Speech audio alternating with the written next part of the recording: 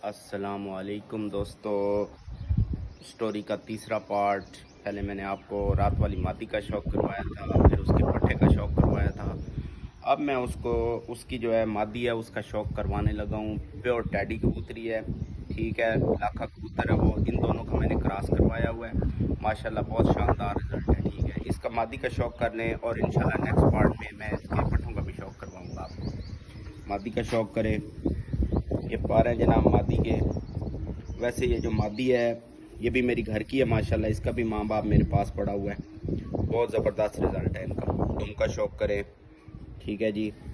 आगे पंजों का शौक़ करें इसका, माशाल्लाह ज़बरदस्त चीज़ है जी, होम ब्रीड। अब इसकी आँख का वैसे शौक़ करें, माशाल्लाह ऐसी आँख टैडियों में मैंने नहीं देखी। ये आँख देखें जी, बिल्कुल प्योर बोस्की कलर में आँख है और तर आँख है। तो कबूतरों की खुश्क आँखें होती हैं, इसकी तर आँख है। चेक करें जी मादी कैसी लगी। इंशाल्लाह मैं इसके बच्चे का भी शौक़ करवाता हूँ।